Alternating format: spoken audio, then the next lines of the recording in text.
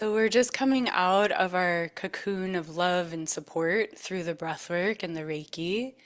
We're still very much in it. Everyone's in this beautiful, open-hearted space where we've just released so much and we've come together as not women with labels, but women as souls and really dropping our masks and dropping the labels. And I want to give the women here the opportunity who have just had their breathwork session and gone on an epic journey together to hopefully stay in that mystical, magical, expansive space that they were in and to share anything that's on their heart about their experience with the breathwork. So, Megan, anything that you feel like sharing would be amazing about your process. Thank you so much. Yeah, this is the second time this week that I got to do this with you. So it's the most I've ever done it in a single week, which was interesting. Like I think my mind was like, I don't need this. Like I'm too busy. This is 2 times in a week. Like what? And then I was just like, no, you're lying down. That would be really crappy if you didn't do it. So just do it. And to be in integrity with myself. So this time I felt in some ways more release because it was more of a surrender of the mind and allowing for maybe the unexpected. It was more in the body, like in the root chakra, which is definitely where I need more grounding. I'm very much up here. So I felt some body pains that needed to get released and kind of ached out in that area. Definitely took me to that edge that we've talked about before. And Nice. yeah, and also I'll say as a singer, I love doing this work because it really grounds you in your body to be able to sing with more power and strength. And it's a beautiful exercise in the intercostal muscles of the rib cage. So you're filling up the belly the same way you would sing. You're supposed to fill it up like a big belly breath and Hmm. then into the rib cage, which is kind of the same as that chest. So that pattern of breathing is very similar to what we do when we sing. So also find it like a really great workout for training vocally. So Perfect. Amazing. I also thought about the fact that we had just breathed together for our goddess panel, and I was interested in how your experience was going to be today. I found myself more dropped in to the facilitation today than I was when we did our goddess panel. So it mirrors my experience as well that you were able to get out of your own way even more today. And I love the fact that you were like, I recognize that there's this resistance here because I think we all, including myself, have this major resistance. And the bigger the resistance, the more there is on the other side of it. And we all understand that. Wayna, thank you so much. I Oh, actually met Wayna through Megan. yeah. Oh my God. So I have a confession. When I shared my intention, grounded, blah, blah, blah, but after I went through the breath work, my intention is to grieve, Hmm.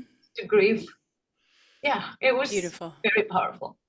I love I it. didn't expect that. Just like Megan said, like I was still texting people just to get my, my work done. And I'm like, oh, okay, all right. I guess I'm doing this breath work.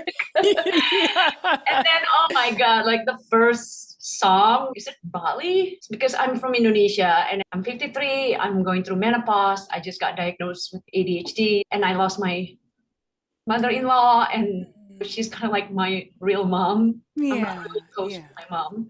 Yeah. I lost my dog for the last 3 years, and so I couldn't celebrate my 50th birthday. So it's been a lot of fucking grief. Yeah.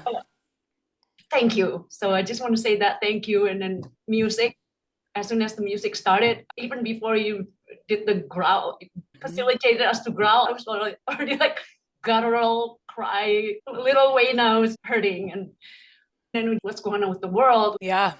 the nature that's being destroyed and Yeah. being commoditized, is the Hmm. human dignity is just so fucking low right now. A lot of grief, personal and Yeah. collective grief. Yeah. I hear that. Thank you for going there. Yeah. Yeah. When I heard Megan's song, I started singing because I was doing backup singing for Megan. That's how Siri and I met. Megan's songs are very healing, and I'm meant to be here. You are meant to be here in the bigger sense and in this Zoom. Yeah. You're such a gift. Thank you for sharing that. I think we all feel so connected to everything you shared. Thank you, because we get to release with you. And it's so important to grieve, especially this time of year. Yeah, that's why I'm so passionate about helping people to connect with nature in deeper, tangible ways to Yeah. talk about native plants and all that. Yeah. And I want to get into that more. Val, please share. Thank you so much. I came later, as you know. Yeah. As I enter, I thought I will be having to catch up with all of you. Yeah. I'm going to have to catch up because I don't know where we are. I felt like you say something like, just commune with us. Yeah. And with an instant, I felt the presence of my sisters. So I'm calling you sister. We don't know each other yet, but it's okay. I felt the energy, and within minutes, I was in. Yeah. And I think this is very powerful. And that speaks a lot of how much all of us were actually into the breath work, right? Because I entered and it was instant. My body moved. I'm a shaman, so I find myself moving. And I realized I didn't close the camera. So I don't know, what was that look like? That's what I was like, oh shit. It looked Was beautiful. I elevated? Was I shaking? I forgot to put the camera off, but my body was shaking. I found myself circling. I found myself traveling. I found myself going to different spaces of exploring some of my. I have some people that I haven't seen for a long time. I found myself going there. Mhm. And it was very interesting. It's like it was a remembrance of reconnecting with them. Yeah. And I did not know that I needed that. Yeah. Know that it was needed at this time in my life. So I find myself going there and reconnecting in an emotional, spiritual aspect with them, asking them, hey, how are you? Like, it was really profound Wow. and loving. And when I meditate, usually it's very quiet, but Mm-hmm. the song, there was something about the song that I find myself elevated. I want to say thank you so much. It was the invitations and the welcome was instant. And I love that. I love how you dropped in. I love how you took the invitation and just went there. I saw you drop right in. And we can just drop right in at any moment, whether it's the breath work or something else, we can just come back. It's like I say in the breath work, it's not how many times we get lost, it's how many times we come back. So thank you for that. And I love the communing and communicating and having that conversation. So many people do that during the breath work, and I think that's just gorgeous. Thank you for sharing that. Leslie, I know you do a lot of nervous system regulation work, so this is your jam. Yeah, it was beautiful. Siri, you're a divine portal. That's all I really have to say. You're amazing, and how you facilitate and hold space. It was really beautiful. And something you said was, do you want to be predictable or mystical? And, life's the mystery. And that's why we're all here. And what a beautiful way that you're bringing us all together in such a divine, beautiful way. So thank you. You're so welcome. You're such a gift. Cheney, what was your experience? You are very much in the yoga studio and teaching breath, and what was that for you today? Yeah, with a fried nervous system from real estate. It was just so great, Siri. The veil is so thin right now. I just am so impacted by every space I'm in. Mm-hmm. I can concur with all of you. I just dropped right in. It just goes to show the power of intention and the awareness of the spaces that we choose and who we sit with and breathe with and be alongside. I'm humbled by that thin veil, especially more now than ever. Also, you mentioned the same thing Leslie said. That was really moving. Do you want to be predictable or mystical? And another thing you said that sent that shock through my whole chakra system was it's not going to feel like you're in control when you let the soul take over. Because I'm in this constant push pull of soul flow and then ego and Yeah. soul, and it's like, Yeah.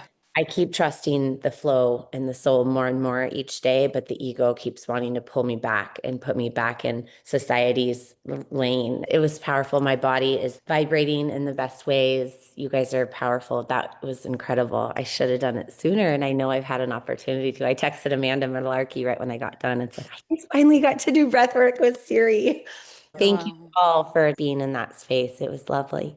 Mm, I'm so glad. I'm so, so glad you're Me here. too. Me And too. yeah, that's the human experience, the contrast of ego, spirit, ego, soul. Yeah, for sure. We all feel that. I guess that's how we get our reps in, how we get Yeah. better. Thank you, Cheney. Hannah, how's your experience in the UK across the pond? I'm all cozy. My blinds are closed. I've got my blanket on. When you said go out and get some sunlight, I was like, oh, damn. Or moonlight? Go get some moonlight. Yeah, yeah. It was beautiful. Thank you so much. Seriously. I had the whole spectrum of experiences. I fell asleep at the end. It was so beautiful, like Nice. proper sleep, like lucid dreaming asleep. When we started, there was this kind of, oh, do I have to breathe? Like my body actually just wanted to not breathe, which was so interesting. I was like, is this my default state? My intention was very much about capacity to feel good, capacity to feel not safe, capacity to expand, capacity to remember. And I really felt like I let myself go there. So I'm very grateful for the experience. Thank you. I love it. Wow. Thank you, Yeah. Hannah. Yeah, Thank you. expanding our capacity. Mm. That's a beautiful thing. Robin. Series star. My heart is with you, Hannah and Wayna and Cheney and Megan. I feel very connected to your experience and through you, Siri, and your facilitating. Two things that have happened as a direct result of this work that you do. This morning, my dad, who is a scientist, he's a surgical oncologist. He had a lab at the NIH science. He works on immunotherapies for cancer to eradicate malignant melanoma and patents. He comes up to me today before this podcast, and he comes over to me with a book of about 2,000 pages covered in the analysis. He takes his blood pressure and my mom's blood pressure several times a day for the past many decades, and they monitor. Really? My mom's father and their fathers, they died because of high blood pressure and didn't have cholesterol pills. Something that is easily solved today took their lives. So he was showing me his heart rate in about 1,000 pages. And I said, oh my God, that's the most beautiful document I've ever seen of life itself on the written page. It was his pulse, his breath. He's taking a measurement of his breath and his very life. This is at the crux of your work. Breath is life. Life is breath. It starts and ends with that, literally. Our first breath in into the world and our last exhale out when we transcend. When you drill down to the inhale and the exhale and what becomes possible when we expand our ability to receive and take in and absorb and be in the really of what's actually happening on all these levels. Of course, we can communicate with people near and far, dead or alive. And it was just another beautiful reminder that nothing else, nothing comes before this work in my mind. And so thank you for continuing to share it on the level that you do. Not just share it, but on the level and with the depth and care and profundity and wisdom that you do. And I can't wait to have you in class with my students, because as an acting teacher and at the studio, if I could, I would basically put them on the ground for 6 months before they ever picked up Shakespeare or Chekhov or any speech of anything anywhere, and just get their lungs open so that they can expand the capacity to step into a role or a character and take on someone else's life. But before they do that, they got to clear out their own congestion, right? So please, if you will, come to class, teach these youngins how to breathe, and let's explode what they're able to do creatively through your work. Thank you, Siri, for having me. It's a Oh joy. my gosh, Robin. It's been a pleasure. We'll see you next time. No. Emily. It was so lovely. I dropped in really quickly.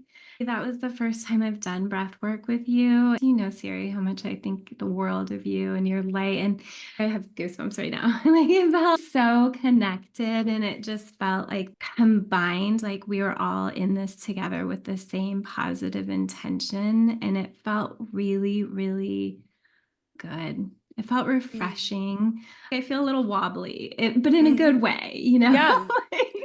Yeah, I think that wobbly feeling, Emily, is perfect because I feel that too. Yeah, And what I decided today about that wobbly feeling yeah, is that it's the old me and the new me going, who am I now? yeah. And not quite knowing. And that's exactly what we're going to be talking about. Yeah.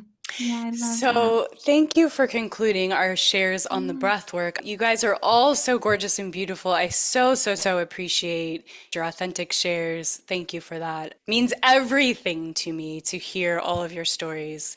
So, thank you. So, welcome to the Authentic Creative, expanding our capacity to feel good. Welcome, luminous souls here on the panel. Welcome, listeners. This morning, we gather to explore something beyond words. The thread that runs through every faith, every heart, every creative spark. Some call it God. Some say source, spirit, higher power, the great mystery.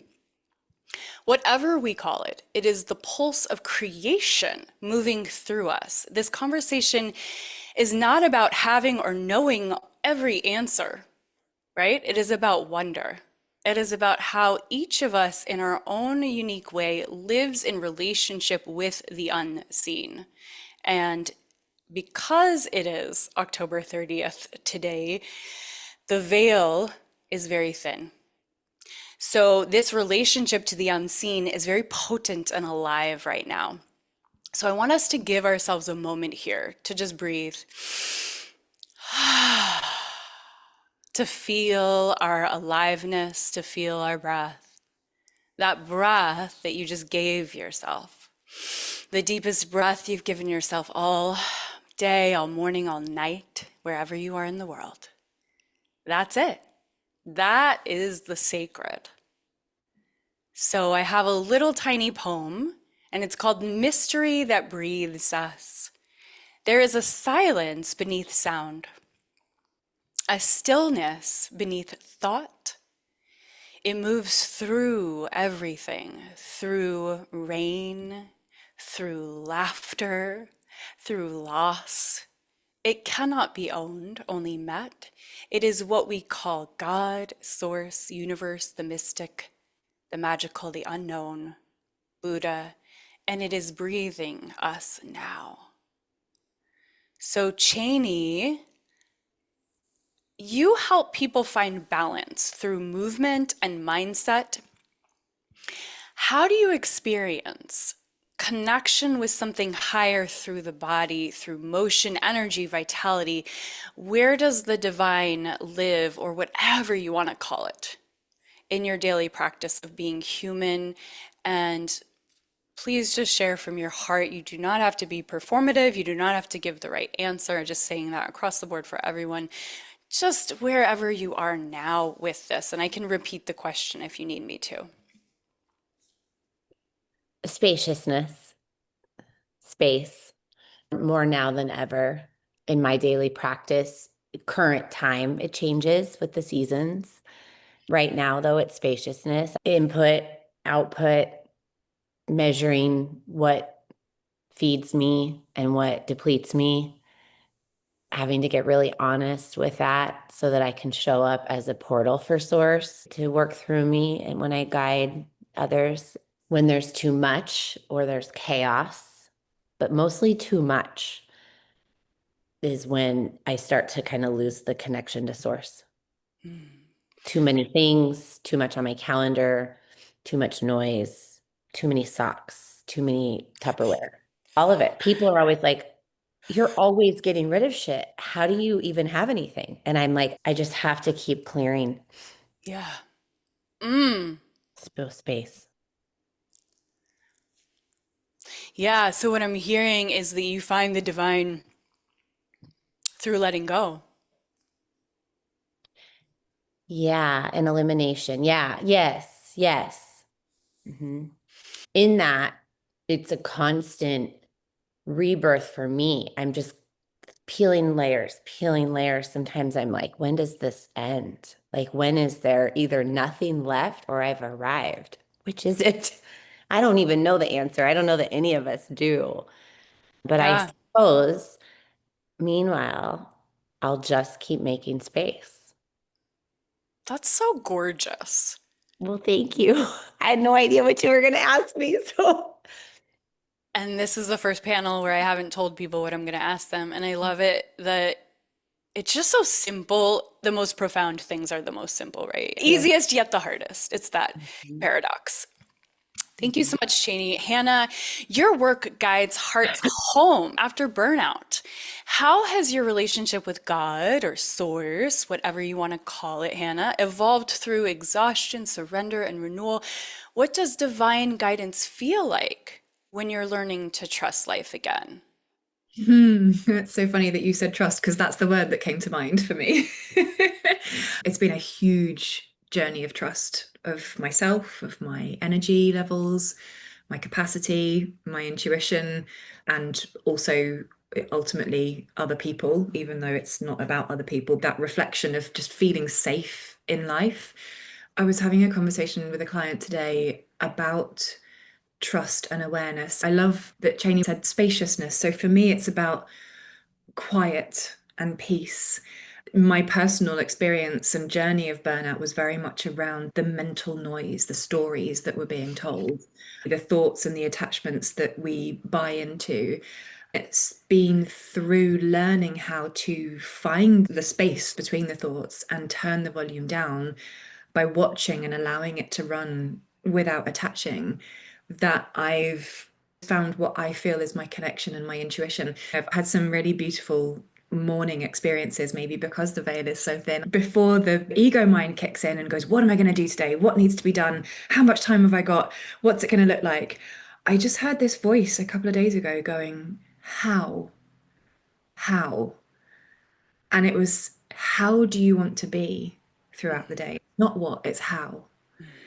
And if I can just expand those moments in the morning when I'm halfway between being asleep and being awake, I find that there's so much wisdom in those moments. And then if I can keep that thread and continue it through the day, then I have more quiet on the ego and more volume on the intuition. And that's where my authentic energy comes from. That dance between ego and soul and human and our higher selves is, for me, it's always coming back to where is the source of my authentic energy. The intuition will bring the inspiration, but if I act on it and I let the ego get in the way and take over, then I can literally feel in my nervous system this kind of change of driving too hard and pushing. It's always about finding that balance and listening for me. So, peace. Thank you, Hannah. I think that's so important, that peace in the morning and before the logic brain comes in, and keeping that thread throughout the day for yourself if you can start out in that way that you just described. And if you have a kid like you do and he's home and you don't get that peace, how do you come back to that space? Through intentionality. That's such a good question, because actually we've had 10 days together and it's been really interesting how that's shifted the dynamic. It's easier now that he's older. I just want to send compassion and remind anybody with younger children that it gets easier and it's really intense when they're little.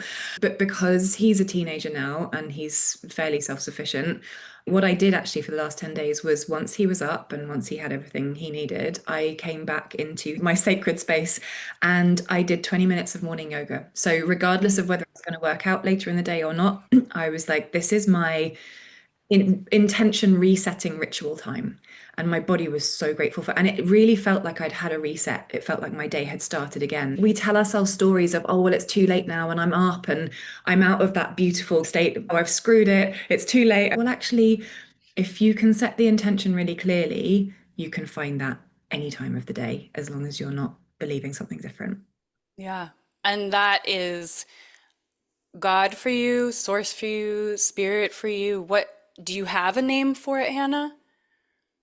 Sometimes it's love, sometimes it's my soul, sometimes it's nature. It's just that awareness, like your beautiful poem, the common thread, divine intelligence. It's the common thread that runs through everything. And sometimes I find it in the flowers outside my window, and sometimes I Yes. hear in my soul. It's just finding that common thread. It changes what I call it, but I know how it feels. Thank you. Yeah. So just know, Hannah, that I have more for you. Thank you for that. Leslie, you teach nervous system regulation and embodiment as gateways to wholeness. How do safety and presence open us to a deeper connection with the divine, or what you like to call it, God, right? So can peace in the body be a form of prayer? What is that connection for you? God shows up in so many different ways for me. And spirituality is something that is each and every one of our birthright. And religion is our choice and how we, or the environment that we surround ourselves in to express that birthright. So what a beautiful gift that we can all come here and share our way of how we express our spirituality. We all ultimately want the same thing, right? We want love and peace. That's the same interconnected divine thread that you shared in that poem. And that was such a beautiful poem. For me, it's been this metanoia, this transformational experience. I am waiting on my certification to be a trauma-informed coach, a somatic coach. So I have learned so much in this work of safety and trust and feeling safe. There are a lot of survival patterns that put us in fear mode, and we want to self-protect and self-promote ourselves from either feeling something that might be uncomfortable, or feeling, if it's a survival pattern from childhood, or anything that can cause our belief system to get misfired or ruptured, basically. All we want to do is belong, and our true identity is wrapped up in belonging. And that over time can get masks and layers put onto it. In this process, in this somatic work and the breath, I'm a biblically grounded person. I refer to scripture for everything. And so seeing the different even languages that the Bible, even the word has 3 different meanings in Greek. It's the literal word, it's an experience, or it is the living breath, the living word of God. Just with that, one word can mean 3 different things. And for me, it's experiential. I receive God a lot of experiences, a lot of these things you can't really even put words to. So with this process, I've really been pulling back those masks and those layers or those beliefs that are hardwired in me from childhood or from, again, these survival patterns, and going back to God to trust, to feel that safety, to feel that groundedness. And for me, it's nature a lot of the time, putting my feet in the grass and being out in his creation. What a gift, especially right now. The fall colors are so beautiful where I live, and it's showing off, like these beautiful trees are about ready to just burst with these colors. It's how he wants to communicate to each of us differently. And all our job is to do is to receive it, as hard as that is in the conditioned world we live in. We're taught to perform and hustle and do, and that's not how it was intended at all. The Christian community, we typically focus on the wrong behavior. We have to get to the root of that wrong behavior. And what is that? That is a wrong belief about God. We tend to lead with fear, guilt, and shame in religion, or getting to go to church or whatever it might be, when God is love. God is joy. God is abundant. There's 2 worldviews, and only one is true. And there's the worldview of interconnectedness, this oneness, this divine wholeness that we are all a part of. And then there's the scarcity worldview, which is what our day-to-day operates in. And what you led us through was leading us closer to that veil, leading us closer to that divine interconnectedness, that wholeness. That's the goal here. That's what I do with somatic work, rewiring these beliefs that are misfired in our body from these survival patterns, and finding that trust and safety in God, and getting to the root of how he really feels about us and how he truly wants to just be in relationship with us. That's all he wants. It's an open heart posture. It's not a conditional love like we might have been taught as children or in our upbringing or whatever it might be. And healed people help heal other people. I'm just so grateful to be along this ride with you. And inviting people to look at the divine synchronicities, whether that's a license plate driving by you that might say something, or that you got to reconnect with an old friend in a coffee shop. That's not just coincidence, it's divine connection and that interconnected worldview. The thing that's so interesting, Leslie, is you and I had a conversation about Christianity and God and religion and spirituality. And we were talking about how can we talk about God and spirituality and have different ways of speaking, like you're talking about word having 3 different meanings, have different ways of speaking, but still respect and come into a space of common humanity and ground. When I hear people say God as in he, this, he, that, he, this, he, that, I get triggered because I feel like it's a personification. It's like an image of a guy in the sky. It feels controlling. It feels masculine. It doesn't feel good. And I also simultaneously am envious of people that have this deep, rich, visceral experience of God in the way you describe it. And I'm like, ooh, I kind of wish I had that very specific, because it kind of works out for people. Like it feels like it really works out for them. And it's not my orientation. So Robin was actually the one who suggested we have this conversation about God. Beautiful. I want to give you an opportunity to respond to that. That's so beautiful.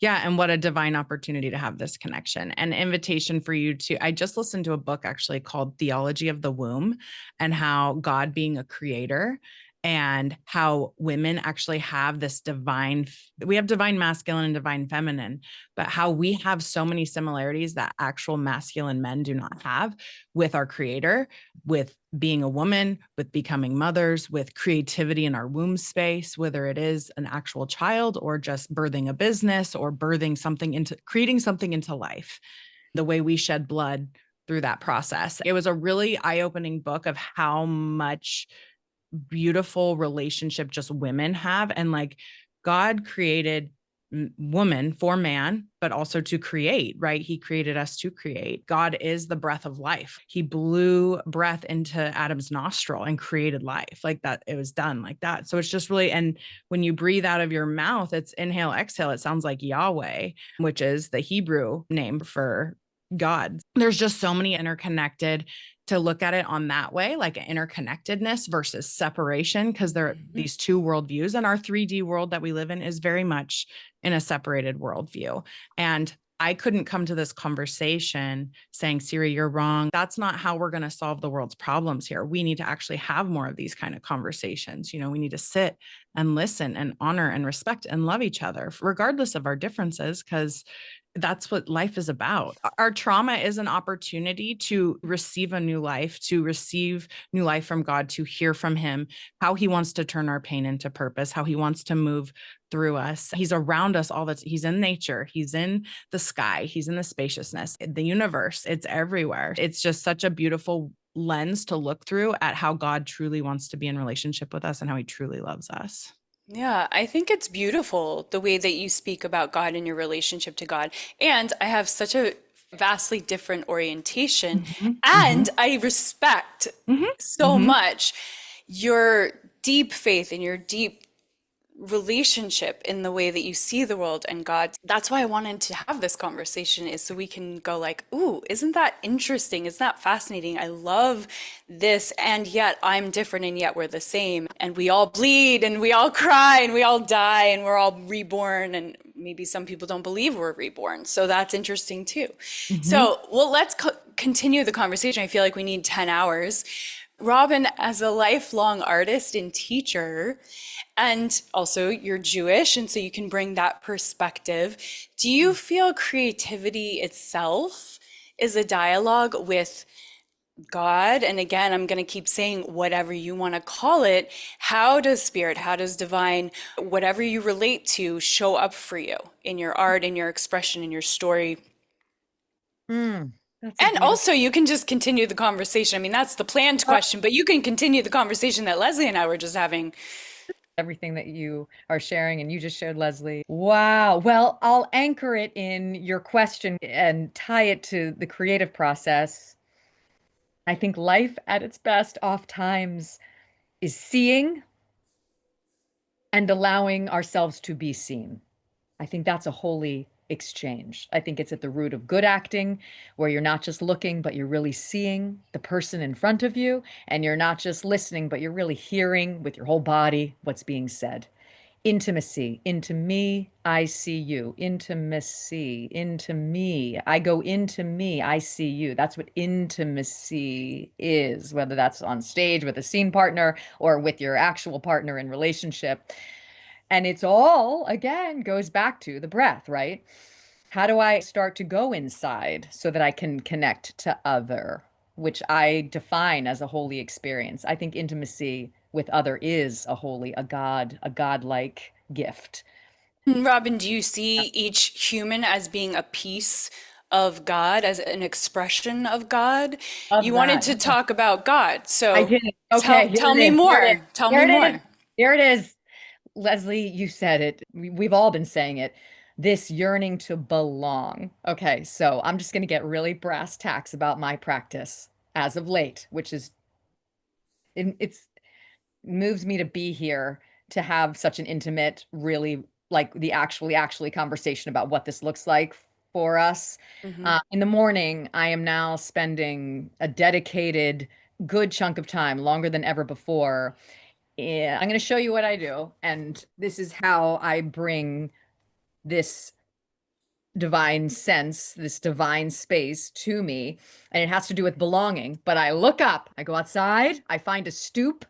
I try to be hidden by bushes or shrubs so that people don't see me doing this because it looks strange if you don't know me. So I hide myself in nature and I sit and I go like this with my eyes open, sometimes for almost 20 minutes, 30 minutes, 40 minutes, 50 minutes, an hour, like this.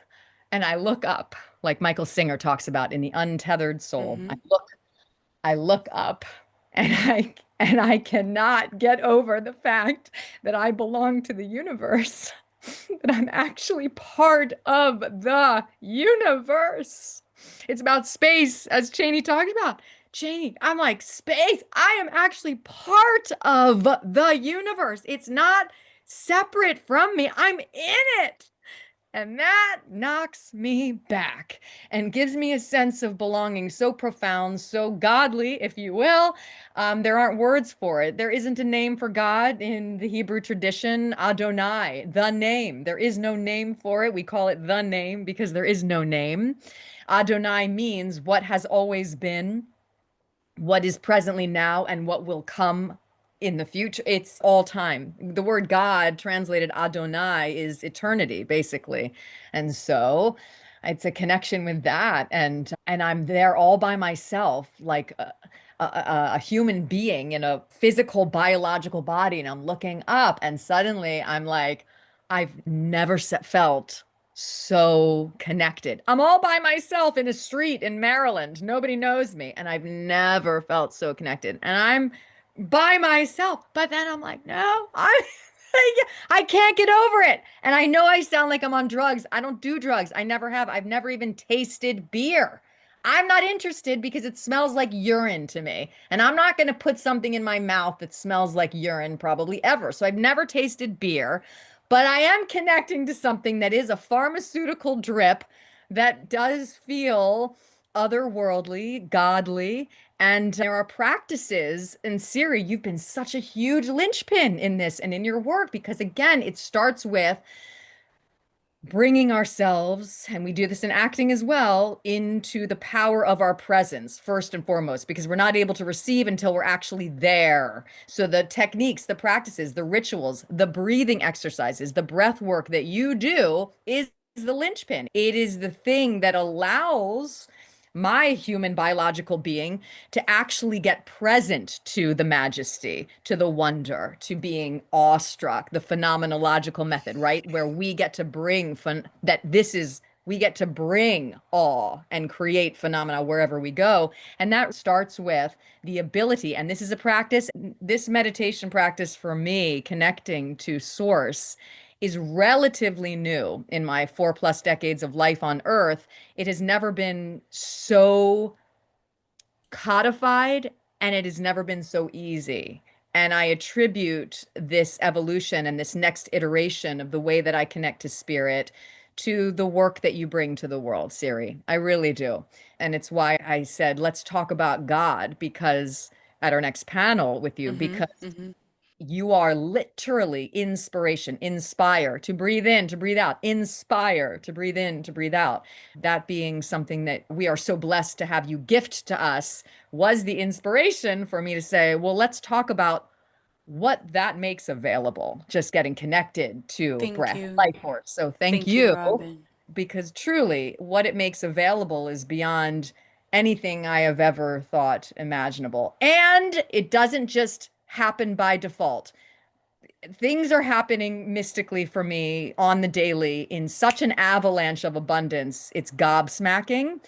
And there's no question in my mind that at the root of it, there's been going to spirit gym with you, with our work, with your work, and in the other practices that I've taken on.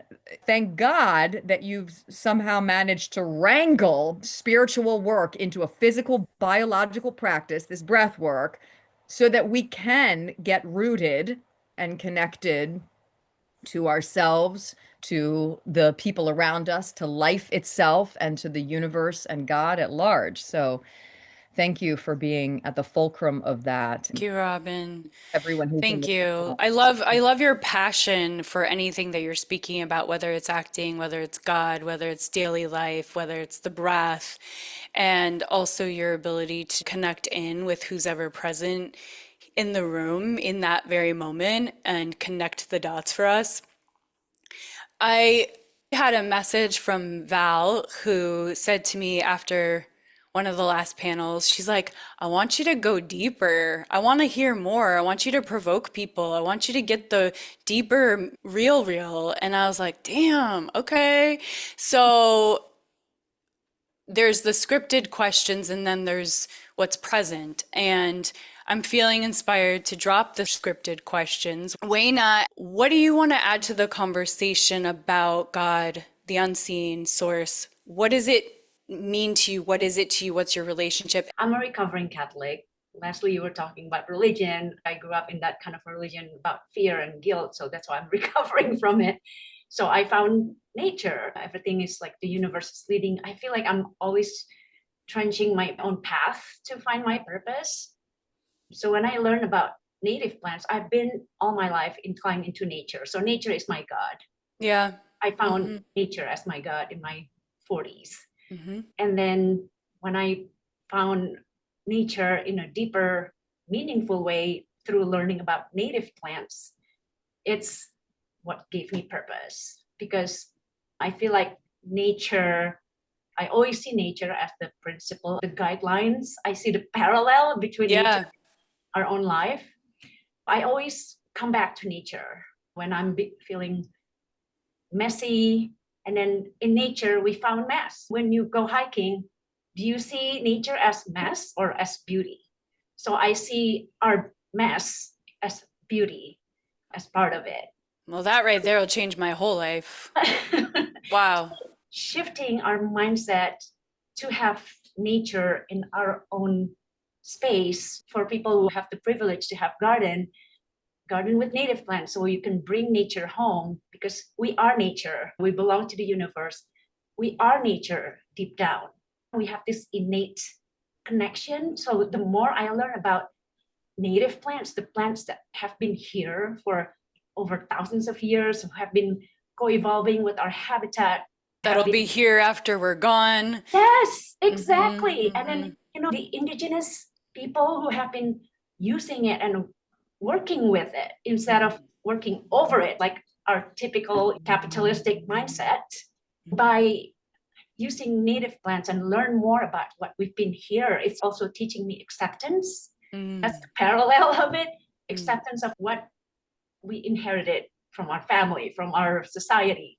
but shifting the mindset, decolonizing our garden Mhm. by introducing native plants, Mhm. borrowing principles from nature for Mhm. our own life, and how we can be the steward for our habitat, especially in the city. And then even if you don't have a garden, because it's such a privilege to have a home, that's why I'm so passionate just to bring nature home, because you don't have to go for a hike. You just have native plants in a pot outside that brings back nature, reminding of who you are.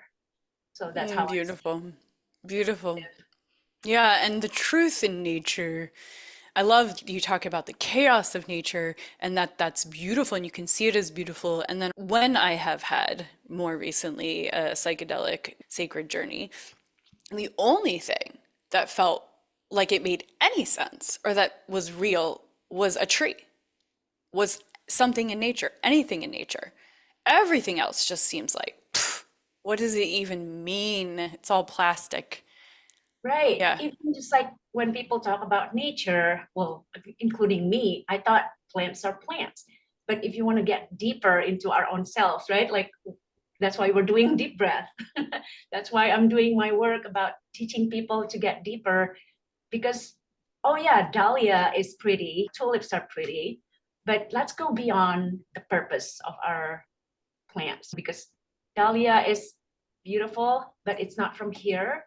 And then it's okay to have that, but our society is just like the beauty on the surface, but not Getting deeper to the root. inner Yeah. beauty. Yeah. So Yeah. with native plants, that I also see the beauty with purpose instead of just being pretty. So Yeah. my background is graphic design, and then everything happens to look pretty. So nature really taught me to shift my mindset to what beauty means in a deeper and more meaningful, ecological, and historically. Yeah, it's amazing. Also, roses have so many properties. Even though they're beautiful, they also carry thorns usually. So isn't that interesting? Yeah. Thank you, Wayna. Thank you so much for sharing your intimate connection that you're continuing to cultivate in nature and that you're continuing to share that appreciation and your ability to commune, our ability to commune with who we are, which is nature. So, Megan, can you share with us your relationship to the unseen, what that looks like for you? I mean, this is the deep conversation and it feels a bit daunting to try to find words. Yeah. Everybody has shared really profound, like I'm in tears because we're connecting, because we are meant to be connected. And Wayna, you are a fairy. You are such a gem. Oh my God, you guys. If you could even just experience it in the flesh, it's amazing. And she was meant to do that. And I think that that's what it is. It's a coming home to yourself and getting more and more and more aligned in your life with who you really are meant to be in your true authenticity, which for me as an artist is what this chapter of my life has been all about. And it's about shedding all of the how many numbers of streams and how many fans you have and what are your record sales and how many shows do you have booked, and it's really gotten stripped all the way down to the core essence of who I am as a creative soul and what I'm actually here to do as a channel of source, love, God, all of the things that we all are. We're all that channel, that beacon of light for other people, and you all have been that for me today, so thank you. I could just start crying and be done. When I started my coming home to self, it was all about self-love because I didn't feel that I didn't have the self-worth, and self-love really does come down to your relationship with God and source and love and the universe. It's knowing that you were born worthy and that your life is on purpose and that you are meant to be here and trusting that. And self-love was is my spirituality. And then just all the beautiful synchronicities, like you said, Robin. I mean, it's like somebody asked me, like, where do you see it? I'm like, I can't even write them all down. It's like all the time. Yeah. And how gorgeous and what a gift this is to live this life and be able to witness those on a daily experience. And now in my practice of creativity and art, it's these guided meditations that I've been creating with my own voice. And this feels like the most authentic version of myself I've ever tapped into. And it's tricky because it's not like a song that I'm releasing. And I have, as Wayna knows, built these incredible shows and bands with like the most talented people around me. And I can't even believe they say yes half the time. And there I am just trying to like muster up the courage to be on stage and go through 40 years of unraveling the stories of not being worthy enough in front of everybody.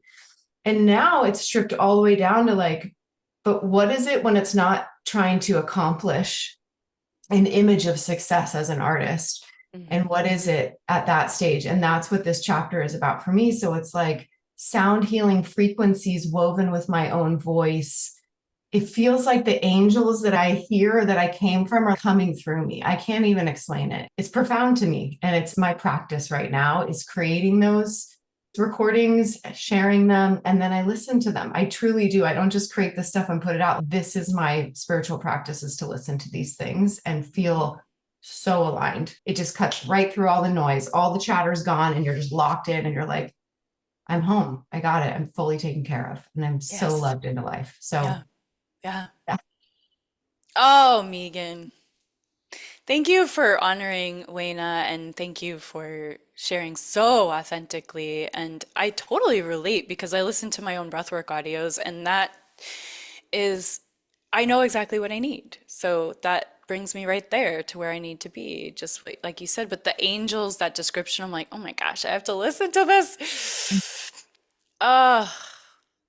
Standing on stage, and it's interesting that the work that we do is the very thing that we need to overcome, isn't it? Yeah. Yeah, like that was a lot of ego, being on stage. I was confronting my ego. And now I get to be in this chapter where it shifts from trying to prove something to yourself and prove something to the world to being like, this is so much bigger than me. Right. So Yeah, and much. it's the continual coming back to that because it'll Mhm. get right in there if you let it. Yeah. And like Robin said, when you're really aligned to the universe, to God, to source, to love, that's your best performance, Yeah. right? That's when your truest form of creation and sharing and being locked in like that in alignment. Yeah. Leslie just said, light workers unite. And it's fascinating because, gosh, there's so many names and words for how we see our work here in the world. And yeah, I do completely believe that we are goddesses of light, as you know, and warriors of light and light workers, spectrums of light. Celeste, please share with us. I am very interested in particular about Buddhism from you because you and I practice the same Buddhism and you're such an expert. Don't say you're not, because you are. Okay. Just please share with us about Buddhism, would you?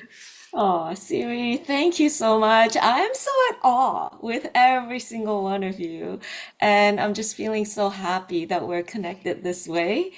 Everything that every person said, I can feel the essence. And I can see how also in our own practice, Siri Buddhism, it just encompasses every piece of everything. We're part of the Soka Gakkai community that we practice with, and our ritual is chanting Nam Myoho Renge Kyo. And even the name of the sutra, Lotus Sutra, has to do with nature, right, Wayna? And the Lotus Sutra has this beautiful concept that it seeds and bloom at the same time, simultaneously. And it comes from the mud. So that shares this idea that even in the midst of chaos, the mud and mess, what we said earlier, right? We all bloom beautifully like the lotus and lotus flower. And the lotus flower seeds and flower at the same time to remind us that every single time we make a cause, it can change the trajectory of our lives, right? And I'm only an expert, Siri, because I've experienced so much in life. I feel like my life is the body of my learning. And that's what makes me so connected to what I practice and what I want to share. And what we were talking about earlier with being in the ego, the non-healthy part of us that feels separate, is actually part of the concept of nine consciousness. And the seventh consciousness is where we feel the self-identity that is separate from people. And then the deepest part of us, the most profound part of us, which what I think Robin mentioned earlier, is that we are part of the universe, the oneness with the universe. That's the what we call in Buddhism, Buddha nature, our divine nature. And that's the part that we're connecting with, whether it's through nature, music, chanting for us, meditation, breath work that Siri beautifully led us to just connect inside. That's the part of us that through Nam Myoho Renge Kyo chanting, I connect every day to that source. And that source is one with the universe, the mystic law, which some people call God, universe. And this is just the life force that is the thread through all of our lives. And when I'm in that state of Buddhahood, which is enlightenment, really enlightenment and being in the Buddha state is not just like floating in the air up in the mountains, but in reality, we have this life state that is infinite wisdom, profound compassion, and this fearlessness, this courage. It's all endowed in us, and we awaken that. And then when we awaken that, we live from this passionate energy, like how Robin exhibited earlier. And every single one of you, when you spoke, I can feel that energy, that life force that comes, just is awakened. And then from that lens, that Buddha lens, we see life and we interact with life. And this harmony, right, that is the flow of life, is the state that we all want to be in. And what Leslie said too, we all want the same thing. And so we have this saying also in Buddhism that when we enter the Buddha state, it is like we're entering this palace inside of us, the treasure tower inside of us. And that is the state of the greatest happiness. And happiness is not just bliss, like, oh, I'm just happy from this little thing I got or this achievement I got, but it is the state of ultimate freedom. That is in Michael Zinger's book, I think he said that Untethered. It's this spaciousness, this freedom of being unshackled from anything, any challenges that we face in life while still being human and going through and experiencing all the spectrums of life. In Buddhism, we have this 10 world, that's what we call it, 10 worlds. Still fully be in our Buddha self, because in every world exists the Buddha nature. It's always accessible to us. And when we can live from that state, that is what it means to have pure freedom and to be in the state of absolute happiness, which is unrelated. Relative happiness is related to the external, but the absolute happiness that is inside of us is absolute because it is unshaken by anything that's tangible. And we see everything as connected, which is how we're feeling today. Thank you, Celeste. And it's so interesting too, because so much of what you're talking about is about vibration. And through that chanting, through the sound, through our voice, we're connecting with, when we look at the altar, what we call the Gohanzen, it's really just a mirror of ourselves, of all the aspects of life and all the aspects of ourselves, which are interconnected. We are the microcosm of the macrocosm, which is similar to what Megan was talking about. And I think what's so profound and beautiful is that your passion and your dedication to your Buddhist practice is equal to Leslie's passion and dedication to God. And we are here together, hearts united, and we both understand what love is, what happiness is, what joy is, what pain is, what suffering is. And they can coexist, and we can understand and appreciate each other in the way that we relate to life. And they don't have to negate each other, right? They don't have to negate each other, because I have my own version of my connection to what God is and what it means to me, and I practice Buddhism. Mm. And there are some Buddhists that are just Buddhist and that's all they want and that's all they're like, this is the one way and this is the only way to see life. And that's okay, as long as you're respecting others. It's what resonates with each person's heart and what brings them to their path. And ultimately, so many of these paths bring us to the same place. Yes. If we're interpreting it correctly, that they bring us to, and what our mentor Daisaku Ikeda, who has passed, says is religion is for the people, not people for the religion. Yes. Right? And so this is meant to serve humanity as opposed to us trying to serve something else. That's how I like to relate to religion personally, is that it's about friendship and humanity and service and love and trust, and it's a gateway to get there. And then, of course, there is no there. There's Yes, just and here. There's just here. so beautifully said. And can I just share one additional thing that I feel is such a easy misconception for people about Buddhism, which is the earthly desires, right? There are other sects of Buddhism that maybe has to renounce earthly desires.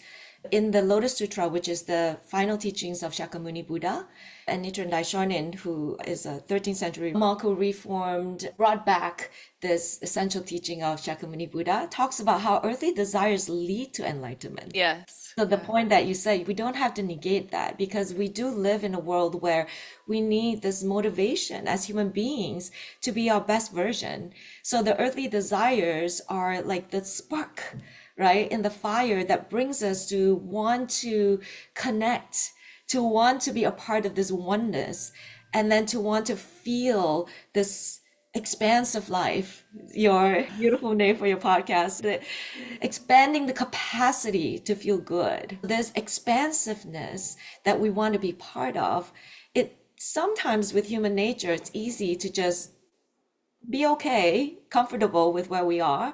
So earthly desires, whether it's needs or wants, really help us get connected. And then from there, as we manifest all the fulfillment that we would like in the tangible world, then we also get to expand our life in the unconscious side, the unseen, the life force that you were talking about. And you're right. I think, to me, I feel like the mystic law, that's my version of divine, right? It's not personified, it's an energy, it's the law of life, it's like a gravity, this force of nature, this force of the universe. When we connect to it, we can just, oh, it's almost this feeling of fullness. And it's not fullness from material things, it's just the fullness of being at home. Somebody said earlier, being home with ourselves inside the Buddha nature. I think Megan said that. Yeah. I always feel so enlivened and inspired whenever you talk about Buddhism, Celeste. And even if you're talking about something else, because your life force is so strong because you chant and because you study and because you help others, and it's beautiful. So thank you so much for sharing so beautifully about the Buddhist practice that we share. Val, I'm curious, from a shamanistic viewpoint, how does this all resonate for you? What is your truth? First, I want to take a moment. Thank you so much, Celeste, and everybody, because it was so beautiful to be in a space. And thank you, Siri, for pushing us a little bit today, making the uncomfortable. You asked for it. Comfortable. So I love that, that uncomfortableness is that we have the chance to sit with it. So it's becoming comfortable to have those profound conversations, which often we are put in positions of separations, but together here we have the chance to be united in it. And I am full of gratitude for that. So thank you very much, Siri, for that. I want to say that first. I was born in Haiti, raised Catholic, became Mormon. Wow. I know, it's a long story. Then left the church after serving a mission and everything. Left the church because as a very young age, I was seeing things that I thought that the rest of the world was seeing, but soon realized that they weren't. And I had to make peace with it, because different perspective with different religion, it is seen as the devil or bad things to see the other side of this veil. Right. And I had to come to a position to go at peace with myself and acknowledge that what I'm seeing, it was just a gift. And also, my lineage has that history of seeing those things and connecting with what many people can see with those physical eyes. But the truth is, we all can see it. It's just that times and ideology has thickened the veil. So that's why, see, when you put us together and you bring us back to the authentic self, which is the source and the beginning of all, which is breath, we go back to that inner self and we're able to see beyond. That's what is happening. And I love it when I was talking about nature and plants. My great-grandmother, she passed when she was 115 years old. She was a very powerful shaman. And when I was 15 years old, she told me something very interesting that it took me a few years to actually accept and understand. She said, touch the plant, talk to the plant, and the plant would tell you what it's good for. I was like, oh, thanks, Grandma. That was great, right? Like, right? But it is true. We have the capacity to speak and to connect to everything that is alive. Because like Sila said, the authentics of everything is life. That energy force, everybody have had somebody passed away, you've seen the difference when somebody's alive and when somebody's done, is gone. If you had the sadness, and I find for me, it is sad, but also I find it's a great awakening moment to sit down and see when the spirit left the body and realize that the body was just a vessel. Yeah. And that when you look at that body, you realize that was not the person. And we're able to see that complete difference. That is also very important. I love when Robin was speaking and saying she looked up.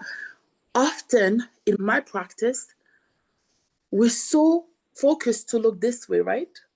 Forward, straight forward in front of us. We don't often look up or look down, right? Look up, and when you look at nighttime, it's my favorite time, and I look at the stars, and I see how freaking small I am. But in the same time, as much as I feel as small, I also know that every element that is up there, it's also within me.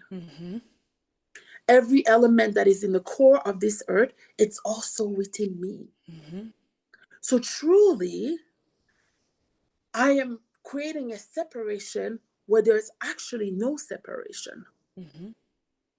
Literally, not romantically, it's actually literally, we are actually one.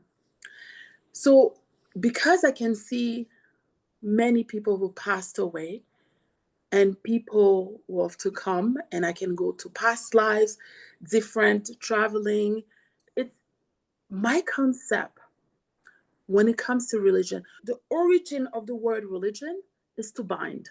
That's what it means. Put together. So it was a way for groups to be together. My understanding when speaking with the people who passed away, we are all here in a state of soul evolutions. And when I understand that, it freed me. It freed me because I can look at every single one of you being so passionate with whatever path that you are at this moment at your life, and celebrate and be excited for you, because this is your path of your soul evolution. Yeah. This is where you're at this moment. And I'm not taking that I'm better than you and this person is better than you. Not at all. You are in that state of evolution. And then when you're going to come back, because honestly, it's a knowing for me that we will come back. Energy cannot be destroyed. Energy. It's energy. right? It's impossible. As we are coming back for the next stage of evolutions, we will also be in a moment to receive what we need at this moment to evolve. When we are feeling unhappy, uneven, or even when some have passed away, they're still struggling, it's because at that moment, we went against what truly was within ourselves. We forgot what we are. One of my favorite quotes, because let's just say, because I was in some different religion, I've read the Torah, the Bible, the Quran, the Bhagavad Gita, the Buddhist. I went to the mosque. I went to the Sister Chapel. I went to so many because I wanted to sit there. And I'm going to tell you something. In all those countries, in the places I sat down, I was still able to feel spirit and the essence of the energy. And guess what? It feels the same. It is as beautiful, as powerful. You can make miracle with a prayer. You can make a miracle by chanting. You can create miracle by breathing. What makes the difference is the intent which lies within yourself. And as intent and you connect with the space that is provided for us, you can actually do anything. Create everything. And also destroy everything. We love to think we all had for the positive, but guys, both are necessary for the growth. Both are necessary for the evolution of our soul. Both are necessary. As much as I love having great conversation with those that passed away and other different beings, when I walk and I can touch the tree and the tree, I feel the energy of the tree and I have a moment with it, I'm still amazed how much beautiful, who was talking about beauty, how beautiful this life is and how beautiful and how fortunate that we are to be able to connect. The world is losing its mind, it seems right now. The chaos seems like, oh, what the fuck is going on? Oh, sorry. You can swear. And yes. Thing is like falling apart. Everything is going out of control. It seems like in a chaos, but go within yourself, listen to intuitions, and guess what you're going to see? They're actually an order. Within that chaos, they're actually an order. And that's how it's going to leave. Thank you, Val. Thank you so much, Siri. Thank you. Thank you for your deep wisdom. And how incredible that you studied so many different religions. That's so perfect that you came onto this particular panel.